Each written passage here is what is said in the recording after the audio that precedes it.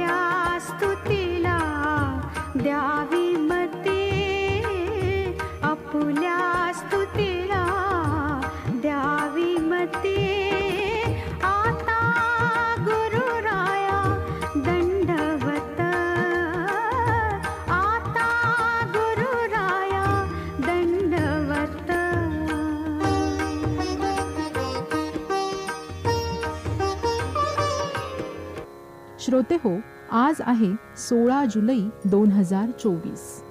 आषाढी वारीचा 19वा दिवस. काल माऊलींच्या पालखीचा मुक्काम वाखरी येथे होता, तर जगद्गुरू संत तुकाराम महाराजांच्या पालखीचा मुक्काम देखील वाखरी येथेच होता. तसे तर वाखरी हे पंढरपूर तालुक्यातील आणि सोलापूर जिल्ह्यात असलेले एक छोटेसे गाव. पण मूर्ती लहान आणि कीर्ती महान या उक्तीप्रमाणे वाखरी गाव जरी छोटेसे असले तरीही प्रत्येक वारकऱ्याच्या मनामध्ये त्याची जागा खूप मोठी आहे. कारण वाखरी याच ठिकाणी सगळ्या संतांची भेट होते आणि जन्मोजन्मीचे क्षीण कष्ट नाहीसे होतात. असा संत संग याच जन्मी काय तर पुढच्या जन्मी देखील मिळावा म्हणून प्रत्येक हरिभक्त मनोमन प्रार्थना करतो. त्यामुळे वाखरी हे गाव क्षेत्रफळाने जरी छोटेसे असले तरीही त्याचे महात्म्य आणि भक्तांच्या मनातील त्याचे स्थान हे अतिशय व्यापक आहे. वाखरी या शब्दाचा विचार करिता लक्षात येईल वाखरी म्हणजे वाचा सिद्धी. आता वाचा सिद्धी म्हणजे काय तर वाचा सिद्धी म्हणजे तुम्ही जे बोलाल अगदी तसेच घडणे, तुम्ही बोलाल ते खरे ठरणे. ही वाचा सिद्धी मिळविण्याकरिता तुम्ही ऋषीमुनी असण्याची, तंत्र साधक असण्याची गरज नाही, तुम्ही तप करण्याचीही गरज नाही, किंवा तुम्हाला वाचा सिद्धीचे मंत्र माहीत असण्याचीही गरज नाही. कोणत्या गुरुकडे ज्ञान मिळविण्यासाठी तुमच्या आयुष्यातली अनेक वर्षे घालवण्याचीही गरज नाही. तुम्ही जे बोलाल ते सहज खरं ठरण्यासाठी तुम्हाला काही पथ्य पाळावी लागतात. ती म्हणजे तुम्ही कमी बोलायला पाहिजे, नेमकं बोलायला पाहिजे. तुमच्या तोंडातून फुटकळ शब्द, वाक्य निघता कामा नये. तोंडून निघालेलं वचन कोणत्याही परिस्थितीत तुम्ही पाळलंच पाहिजे. दिलेली वेळ, दिलेला शब्द तुम्ही पाळलाच पाहिजे. तुम्हाला अंतर्मुख होता आलं पाहिजे, चिंतन करता आलं पाहिजे, मौन पाळता यायला पाहिजे. हे सगळं तुम्हाला जमलं तर तुम्ही वाचा सिद्धी मिळविण्याची पहिली परीक्षा पास झालात असं समजावं. मग तुम्ही ही वाचा सिद्धी सहजपणे कशी काय मिळवू शकाल? शिवाय तुम्हाला तुमच्या जीवनात जे काही पाहिजे ते देखील सहजपणे मिळेल. पण या सगळ्याला वाचा सिद्धी गरजेची असते. जो वारकरी अगदी मनापासून आळंदी ते पंढरपूर किंवा देहू ते पंढरपूर ही यात्रा मनात कुठलाही स्वार्थ न ठेवता पूर्ण करतो, किंवा वारीकडे अर्थार्जनाचे आपले कोडकौतुक व्हावे, आपल्याला कुणीतरी बुवा महाराज म्हणावे, आपली कीर्तन सेवा देऊन त्या बदल्यात मोबदला म्हणून पैसे मिळावेत, अशा कशाचीही अपेक्षा न करता अगदी निस्वार्थपणे केवळ आणि केवळ विठ्ठलाला भेटण्याकरिता ही यात्रा जो वारकरी अंतःकरणापासून करतो त्याला त्याच्या निस्वार्थ वृत्तीमुळे आणि नामस्मरणाच्या महात्म्यामुळे वाचा सिद्धी प्राप्त होते, ती वाखरी येथेच. म्हणून वाचा सिद्धी मिळण्याचे ठिकाण म्हणजे वाखरी. त्यामुळे भेटलेले सगळे संत पांडुरंगासमवेत अशा भक्तांबरोबर स्वतः 1.5 दिवस भक्ताच्या शेजारी येऊन राहतात, बसतात, हसतात, खेळतात, जेवतात आणि भक्ताला सर्वांगाने सिद्ध बनवितात, ते वाखरी येथेच.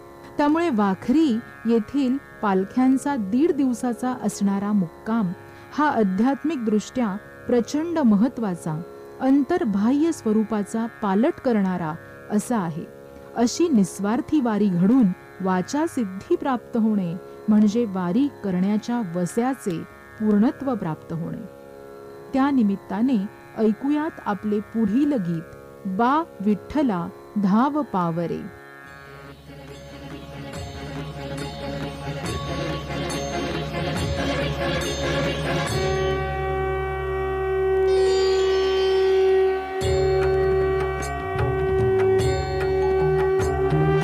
बा विठ्ठला धाव पावरे, बा विठ्ठला धाव पावरे, गाव रूप ते सावळे, विठ्ठला गाव रूप ते सावळे. जड झाले लोचन एकदा दर्शन, जड झाले लोचन एकदा दर्शन, रमावरा पांडुरंगा रे, विठ्ठला रमावरा पांडुरंगा रे.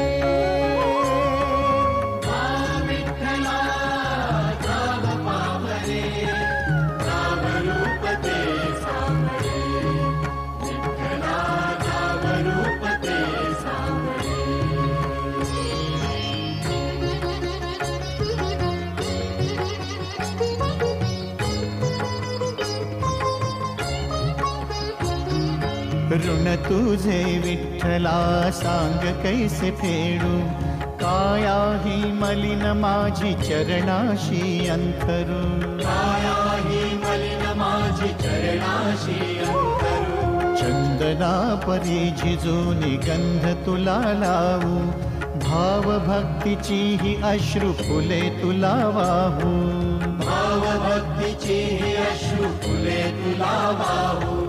तरी फिटे नाहे पांगरे, विठ्ठला तरी फिटे नाहे पांगरे.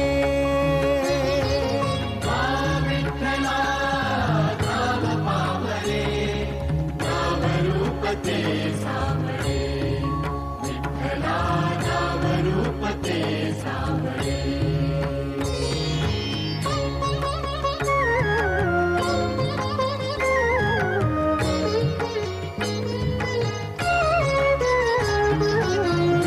म्हणावे काया काय कुठले नाते, माय बाप बंधू सखा सारे तूच वाटे, माय बाप बंधू सखा सारे तूच वाटे.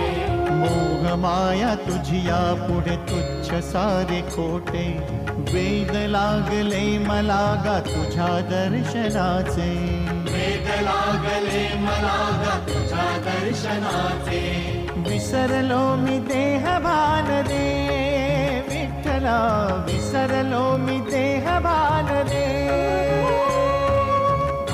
विठ्ठला धाव पावरे, धाव रूप ते सावळे, विठ्ठला धाव रूप ते सावळे. जड झाले लोचन एकदा दर्शन, जड झाले लोचन एकदा दर्शन, रमावरा पांडुरंगा रे, विठ्ठला रमावरा पांडुरंगा रे. बा विठ्ठला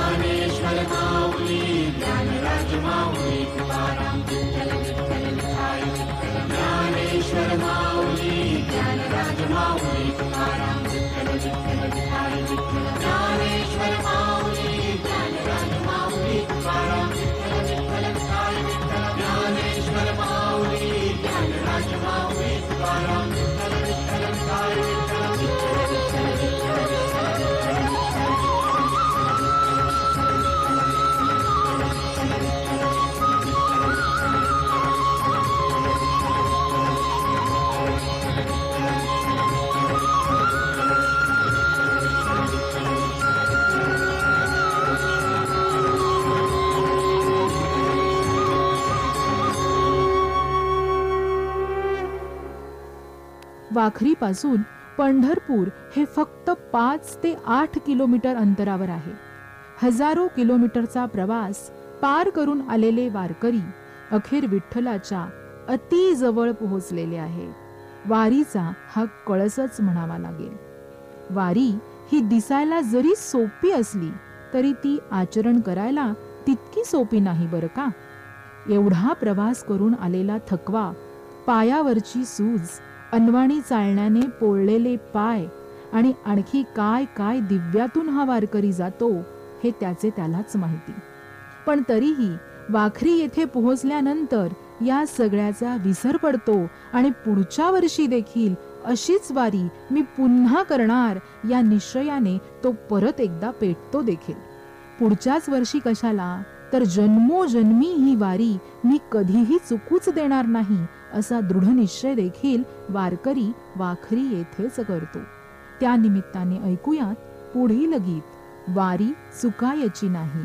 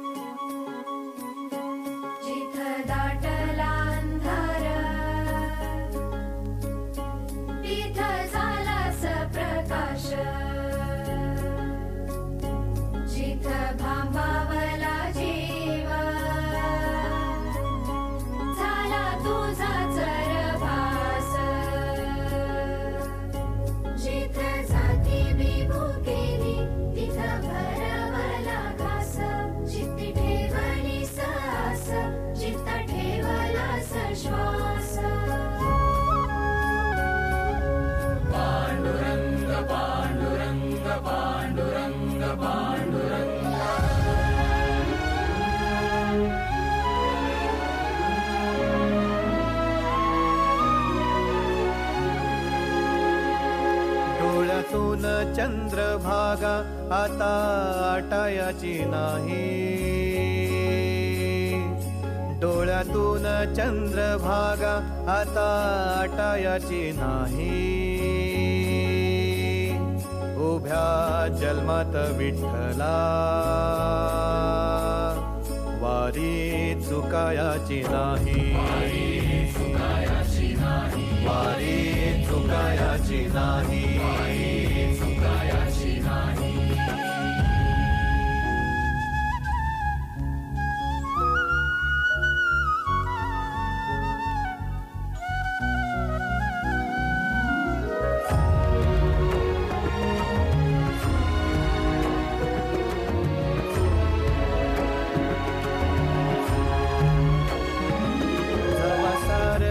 थांबल तवा जोडल मी हात. जवा सारच थांबल तवा जोडल मी हात. खेळू लागली विठ्ठला मला रिकामी वाट. छळू लागली विठ्ठला मला रिकामी वाट. मारल्या मी अनवाणी मग किती येर झाऱ्या. मारल्या मी अनवाणी मग किती येर झाऱ्या. माझ्या घरातच झाल्या जशा युगांच्या वाऱ्या. तुझ्या दर्शनाची आस कधी थांबायची नाही. उभ्या जन्मात विठ्ठला वारी चुकायाची नाही. वारी चुकायाची नाही.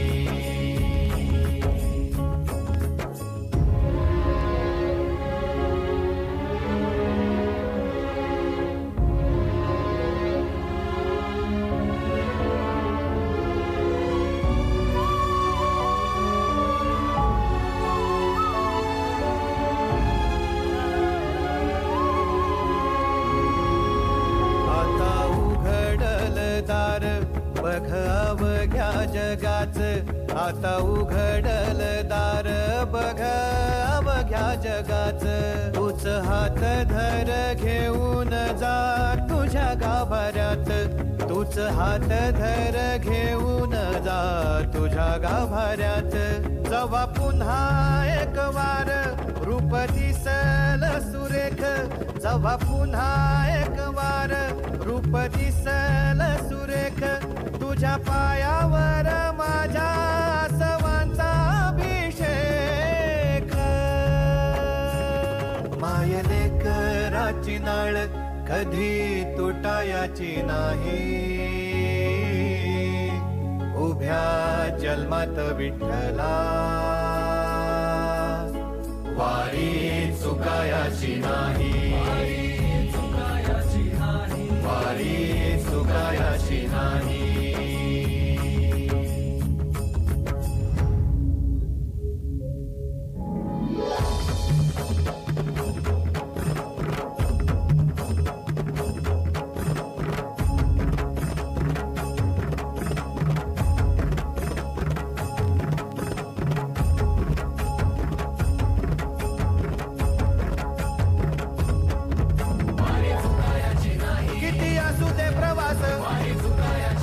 किती होऊ दे रे त्रास, तुला वचन हे माझं हाच गजर आज.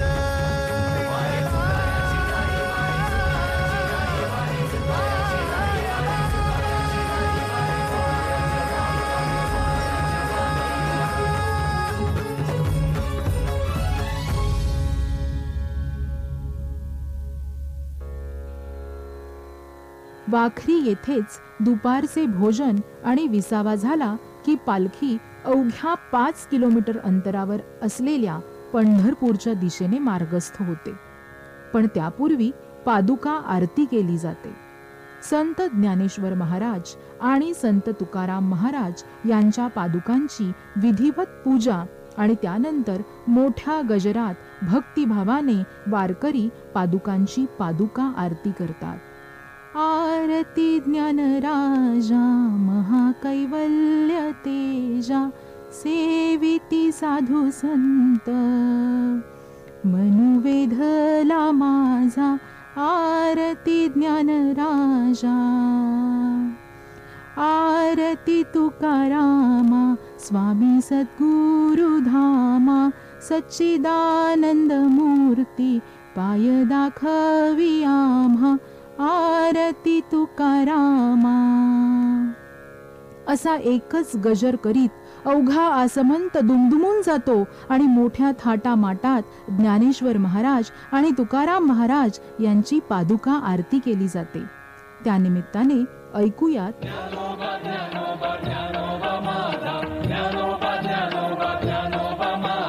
कैवल्याचा पुतळा प्रगटला भूतळा, चैतन्याचा जिव्हाळा ज्ञानोबा माझा. कैवल्याचा पुतळा प्रगटला भूतळा, चैतन्याचा जिव्हाळा ज्ञानोबा माझा. ज्ञानोबा माझा, ज्ञानोबा माझा, ज्ञानोबा माझा, ज्ञानोबा माझा. साधकांचा माया बाप दरुशने हरे ताप, साधकांचा माया बाप दरुशने हरे ताप. सर्वभूती सुखरूप, सर्वभूती सुखरूप ज्ञानोबा माझा. ज्ञानोबा माझा, ज्ञानोबा माझा, ज्ञानोबा माझा, ज्ञानोबा माझा, ज्ञानोबा माझा. ज्ञानी यांचा शिरोमणी वंद्य धोका पूज्य स्थानी. ज्ञानी यांचा शिरोमणी वंद्य धोका पूज्य स्थानी. चिंतकाचा चिंतामणी, चिंतकाचा चिंतामणी ज्ञानोबा माझा. ज्ञानोबा माझा, ज्ञानोबा माझा, ज्ञानोबा माझा, ज्ञानोबा माझा, ज्ञानोबा माझा, ज्ञानोबा माझा. चाला दिली जड भिंती हरली हरली चांग्याची भ्रांती. चाला दिली जड भिंती हरली हरली चांग्याची भ्रांती.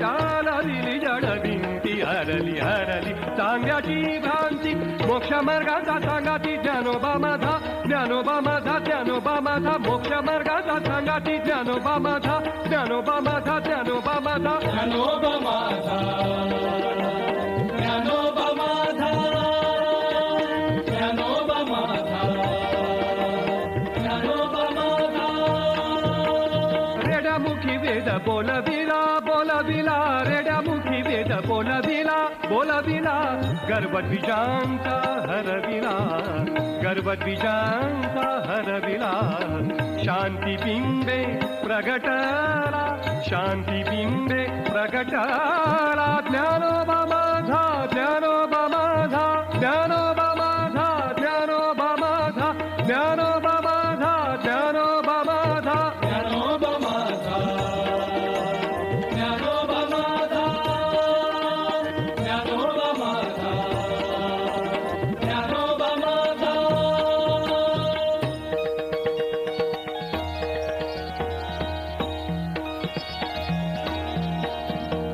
ब्रह्म साम्राज्य दीपिका गीतेवरी केली टीका ब्रह्म साम्राज्य दीपिका गीतेवरी केली टीका विठोबाचा प्राण सखा ज्ञानोबा माझा विठोबाचा प्राण सखा ज्ञानोबा माझा ज्ञानोबा माझा ज्ञानोबा माझा ज्ञानोबा माझा ज्ञानोबा माझा ज्ञानोबा माझा ज्ञानोबा माझा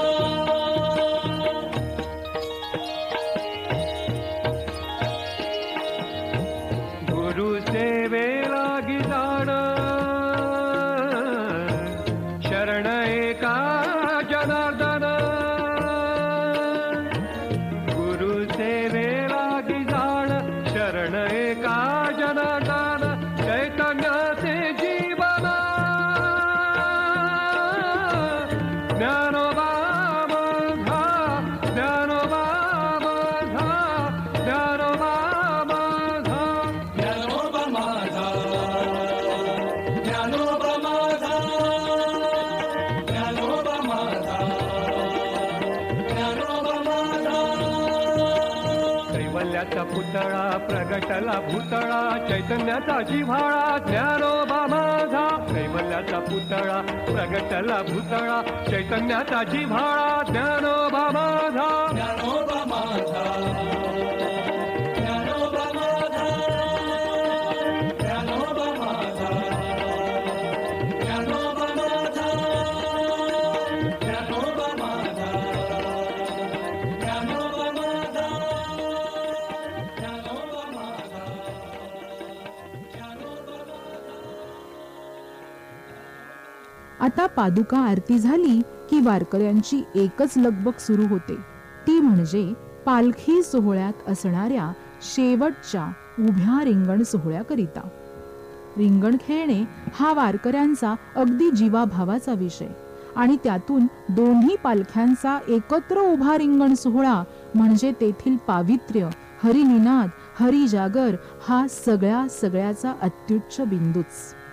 मागच्या अनेक भागात सांगितल्याप्रमाणे पालखीच्या दोन्ही बाजूंनी दिंड्या उभ्या राहतात आणि मध्यभागी असलेल्या पट्ट्यातून विणेकरी टाळकरी पखवाजवादक तुळशी वृंदावन घेतलेल्या महिला क्रमाक्रमाने धावतात आणि सगळ्यात शेवटी अश्वांची दौड होते. एका अश्वावर पटका घेतलेला स्वार असतो तर दुसरा अश्व रिकामा असतो. यावर संत बसलेले असतात त्यामुळे या अश्वाच्या टापेखालची माती घेण्याकरिता आणि त्या अश्वाला नमस्कार करण्याकरिता वारकरी आणि भाविक खूप मोठी गर्दी करून असतात. त्याच निमित्ताने ऐकूया पुढील गीत सावळ्या विठ्ठला तुझ्या दारी आलो. सावळ्या विठ्ठला तुझ्या दारी आले, सावळ्या विठ्ठला तुझ्या दारी आले, विसरून गेले देह भान, देह भान विसरून गेले देह भान, सावळ्या विठ्ठला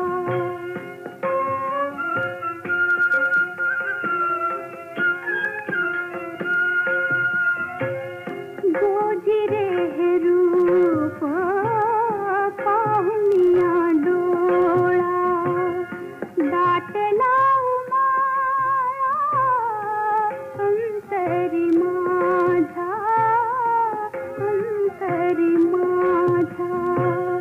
सुखयाचा भाव पाहुनी निसंग तारिले अभंग तूच देवा तारिले अभंग तूच देवा तूच देवा सावल्या विठ्ठला तुझ्या दारी आले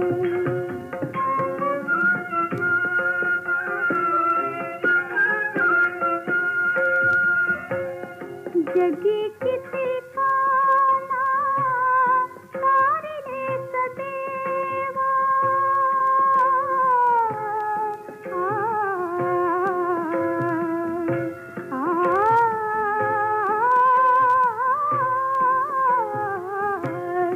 जगी किती काना तारिले सदेवा स्वीकारी ही सेवा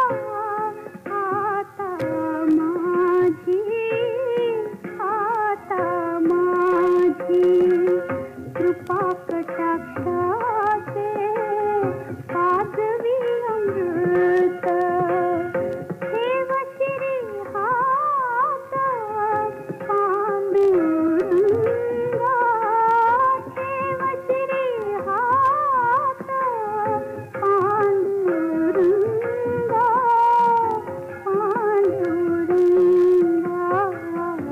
सावल्या विठ्ठला तुझ्या दारी आले सावल्या विठ्ठला तुझ्या दारी आले तुझ्या दारी आले सावल्या विठ्ठला तुझ्या दारी आले. एकदा का हा उभा रिंगण सोहळा पार पडला की आषाढी वारीचा कळसबिंदू ज्याला म्हणता येईल त्या सोहळ्याला सुरुवात होते आणि त्या सोहळ्याचे नाव आहे पंढरपूर प्रवेश.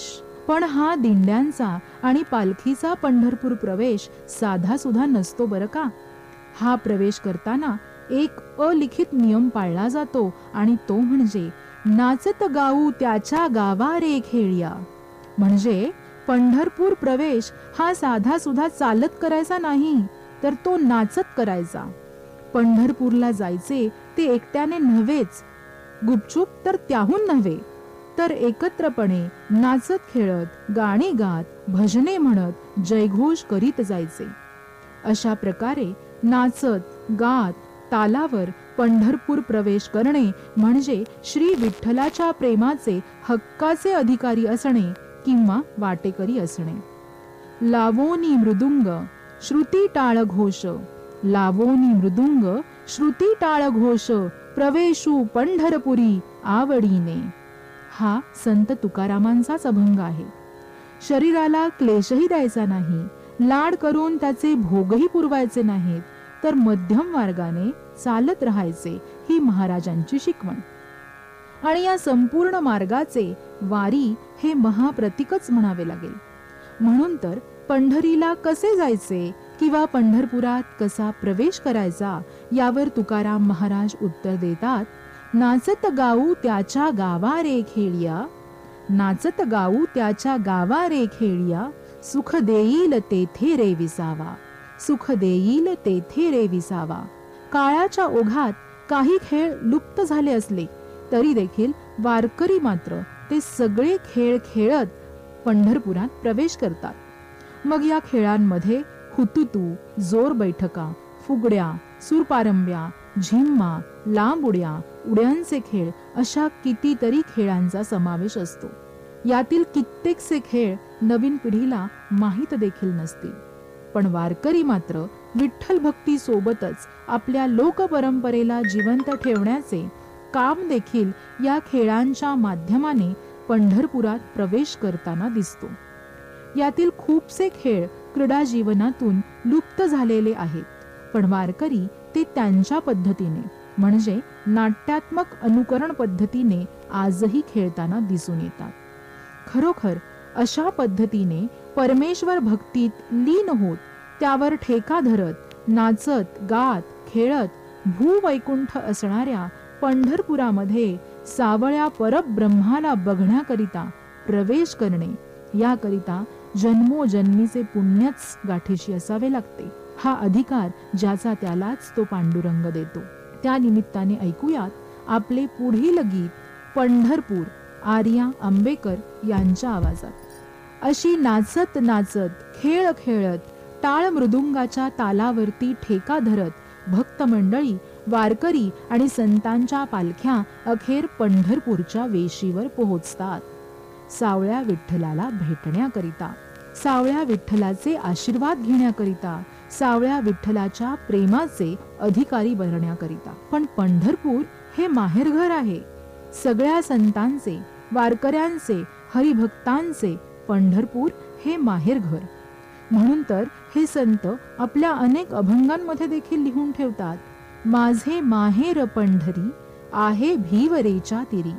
मग एखादी सासूरवाशीण मुलगी जेव्हा एवढा कठोर प्रवास करून माहेरी पोहोचते तेव्हा तिच्या माहेरची मंडळी तिला घेण्यासाठी खूप उत्साही असतातच, आनंदी सुद्धा असतात, उतावीळही असतात. आपण सगळ्यांनी हे अनुभवलेच असेल. अगदी आपली मुलगी कधी एकदा माहेरी येते, मी तिला डोळे भरून पाहतो, तिचे कौतुक करतो, तिची ख्याली खुशाली विचारतो म्हणून उतावीळ होऊन त्या सासूरवाशिणीची बहीण, भाऊ, पिता सगळेजण घराबाहेर, अंगणाबाहेर किंवा अगदी अलीकडच्या फ्लॅट संस्कृतीबद्दल सांगायचंच झालं तर सोसायटीच्या गेट पाशी जाऊन थांबतात. त्या मुलीचे स्वागत करतात आणि अगदी आनंदात प्रेमाने तिचे स्वागत करून तिला माहेरच्या घरी घेऊन जातात. अगदी तसेच पंढरी देखील माहेर आहे या सगळ्या संतांचे. त्यामुळे ती विठाई देखील तितकीच उतावीळ होऊन माहेरी आलेल्या या संतांच्या स्वागतासाठी पंढरपूर मध्येच राहणारे संत बंधू संत नामदेव महाराज आणि पंढरपूर मध्ये आधीच पोहोचलेल्या बहिणाबाई संत मुक्ताबाई यांना पंढरीच्या वेशीवर पाठवते. मग ही पंढरीची वेश कोणती तर वाखरी आणि पंढरपूर यांच्या मध्ये असणारे विठ्ठल रुक्मिणी पादुका मंदिर. या पादुका मंदिरापाशी जणू काही विठाईने स्वागतासाठी पाठवलेल्या संत नामदेव महाराज आणि संत मुक्ताबाई यांच्या पालख्या स्वागताकरिता उभ्या राहतात. आणि तेथेच वाखरीकडून मार्गस्थ झालेल्या संत तुकाराम महाराज आणि संत ज्ञानेश्वर महाराज यांच्या पालख्या येतात. या वाखरी आणि पंढरपूरच्या मध्ये असणाऱ्या विठ्ठल रुक्मिणी पादुका मंदिराजवळ या सगळ्या पालख्या काही वेळ थांबतात. काही वेळ भजन भारूड होते, रिंगण होते. ज्ञानेश्वर माऊली पालखी सोहळ्याचे चोपदार येऊन स्वागतासाठी आलेल्या नामदेवरायांच्या पालखीला पंढरपूरकडे चालण्याची विनंती करतात आणि नामदेवरायांच्या पालखीचे चोपदार अगदी स्वागत करून या सगळ्या संतांच्या पालख्या घेऊन पंढरीकडे मार्गस्थ होतात. बरे, पालख्यांचा पंढरपुरात होणारा प्रवेश हा देखील विशिष्ट क्रमांकानुसारच होतो. म्हणूनच म्हणतात ना, पंढरीची वारी ही एखाद्या लष्कर शिस्तीप्रमाणे असते. या सगळ्याच संतांच्या पालख्यांचा पंढरपूर प्रवेशाचा क्रम ठरलेला आहे. प्रवेश करताना सुरुवातीला इतर संतांच्या पालख्या पंढरपुरात प्रवेश करतात. त्यानंतर मानाच्या पालख्या पंढरपुरात प्रवेश करतात. मानाच्या पालख्या पंढरपुरात प्रवेश करत असताना 7व्या क्रमांकाच्या मानाची पालखी प्रथम प्रवेश करते. त्यानंतर 6व्या क्रमांकाच्या मानाची पालखी पंढरपुरात प्रवेश करते. त्यानंतर 5व्या, 4थ्या, 3ऱ्या, 2ऱ्या आणि मग प्रथम अशा मानाच्या पालख्या पंढरपुरात प्रवेश करतात. आणि सगळ्यात शेवटी मानाचा प्रथम क्रमांक असणारी किंवा पहिल्या मानाची पालखी पंढरपुरात प्रवेश करते. त्यानुसार सगळ्यात पुढे 7वी मानाची पालखी म्हणजे पंढरपुरातून स्वागताला आलेली संत नामदेवांची पालखी, त्यानंतर 6व्या क्रमांकावर असणारी मानाची पालखी संत मुक्ताबाई पालखी मुक्ताईनगर, त्यानंतर संत सोपान काका पालखी सासवड, मग संत निवृत्तीनाथ पालखी त्र्यंबकेश्वर, त्यानंतर संत एकनाथ महाराज पालखी पैठण, त्यानंतर मानाची दुसरी पालखी म्हणजे संत तुकाराम महाराज पालखी देहू आणि सगळ्यात शेवटी मानाची पहिली पालखी संत ज्ञानेश्वर माऊली पालखी आळंदी या क्रमाक्रमाने पंढरपुरामध्ये प्रवेश करतात. त्यापूर्वी म्हणजे पंढरपुरामध्ये प्रवेश करण्यापूर्वी प्रत्येक दिंडीमध्ये हा अभंग गायला जातो. पावलो पंढरी वैकुंठ भुवन, धन्य आजी दिन सोनियाचा. पावलो पंढरी वैकुंठ भुवन, धन्य आजी दिन सोनियाचा. पावलो पंढरी आनंद गजरे, पावलो पंढरी आनंद गजरे, वाजतील तुरे शंख भेटी. पावलो पंढरी क्षेम आलिंगनी, पावलो पंढरी क्षेम आलिंगनी, संत या सज्जनी निवविले.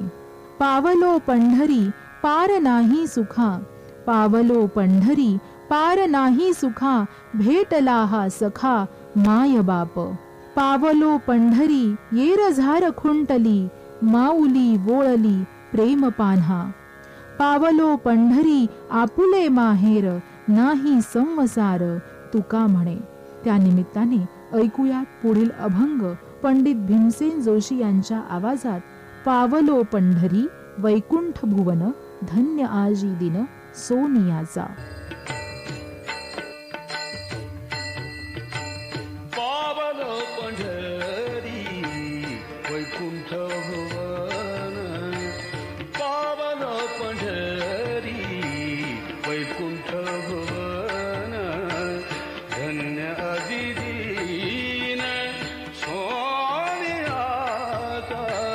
पावलो पंढरी वैकुंठ भुवन, पावलो पंढरी वैकुंठ भुवन.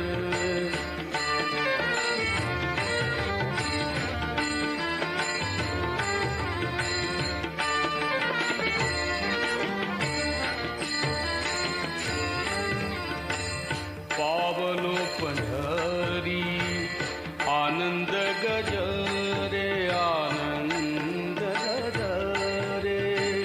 पावलो पंढरी आनंद गजरे, आनंद गजरे.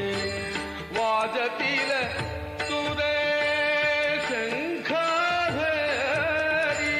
पावलो पंढरी वैकुंठ भुवन, पावलो पंढरी वैकुंठ भुवन.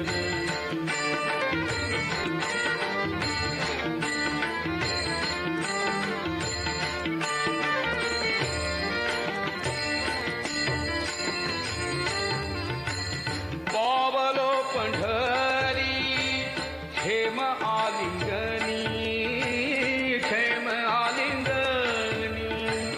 पावलो पंढरी क्षेम आलिंगनी, क्षेम आलिंगनी. संतया सज्जनी निवविलो. पावलो पंढरी वैकुंठ भुवन, पावलो पंढरी वैकुंठ भुवन, धन्य आजी दिन सोनियाचा. पावलो पंढरी वैकुंठ भुवन, पावलो पंढरी वैकुंठ भुवन.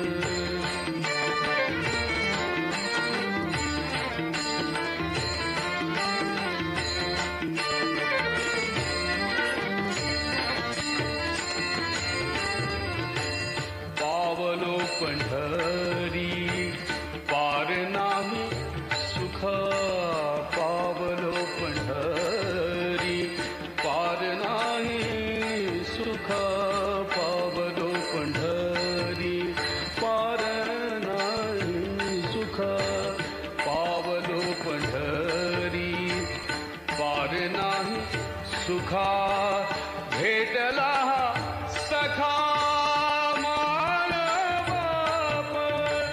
पावलो पंढरी वैकुंठ भुवन पावलो पंढरी वैकुंठ भुवन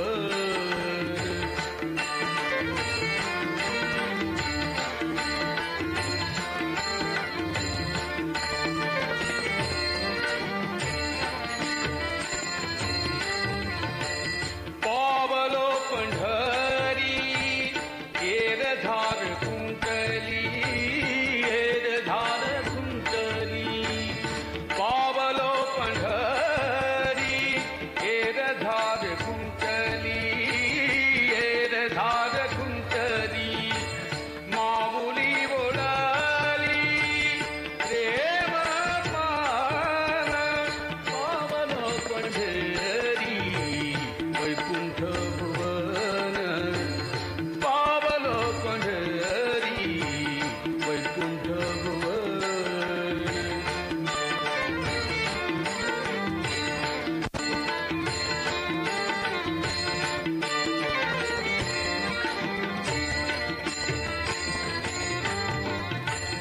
पावलो पंढरी पावलो पंढरी आपुले माहेर आपुले माहेर पावलो पंढरी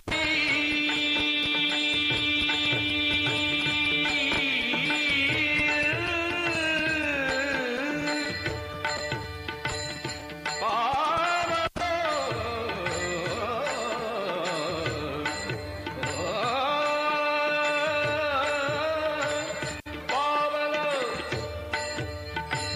पावलो पंढरी आपुले माहेर आपुले माहेर नाही संसार नाही संसार तुका म्हणे पावलो पावलो पावलो पंढरी वैकुंठ भुवन पावलो पंढरी वैकुंठ भुवन धन्य अजिदीन होणे आता पावलो पंढरी वैकुंठ भुवन पावलो पंढरी वैकुंठ भुवन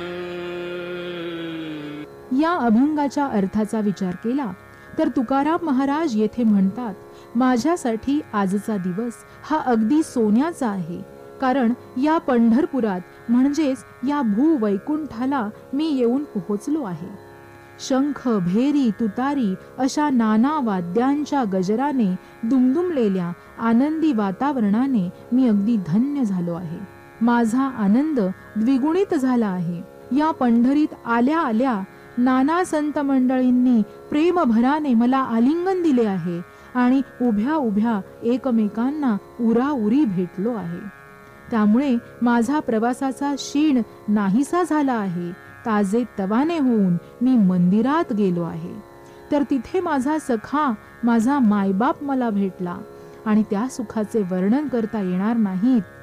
ते शब्द, ते माझे सुख शब्दातीत आहे, शब्दांच्या पलीकडले आहे. पंढरीत आल्याचा फायदा काय झाला म्हणून सांगू? येथे आल्याने माझ्या जन्म मृत्यूच्या येरझाऱ्या चुकल्या आहेत. माझ्या विठाईने मला प्रेमाचा पान्हा दिला आहे. पंढरी हे आम्हा सर्वांचेच माहेर आहे. हा अभंग दिंड्या दिंड्यांमध्ये गाऊन सगळ्या पालख्या आणि त्यांच्या दिंड्या श्री क्षेत्र पंढरपुरामध्ये प्रवेश करतात. पंढरपूरचा प्रवेश म्हणजे स्वप्नपूर्ती, इच्छापूर्ती, प्रेमपूर्ती आणि पिढ्यानिपिढ्या चालत आलेल्या परंपरेची पूर्ती. असा पंढरपुरात प्रवेश केलेला प्रत्येक वारकरी मनोमनी आनंदी होतो. इतका आनंदी होतो की त्याला रात्री झोपही येत नाही. अख्खी रात्र तो भजन कीर्तन करत राहतो आणि उतावीळपणे वाट पाहत राहतो दुसऱ्या दिवशीची, म्हणजेच आषाढी एकादशीची.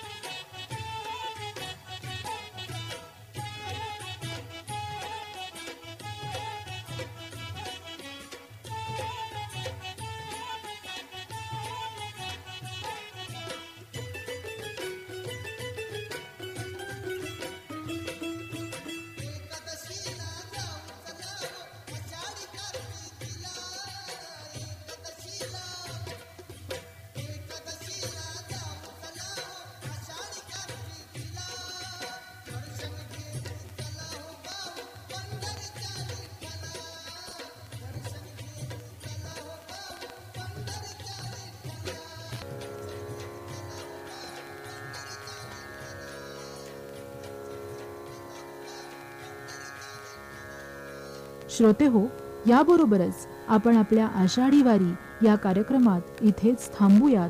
उद्या पुन्हा भेटू याच वेळी एका नवीन माहितीसह. तोपर्यंत ऐकत रहा रेडिओ TJ 89.6 FM, आपल्या परिसराचा आपला आवाज.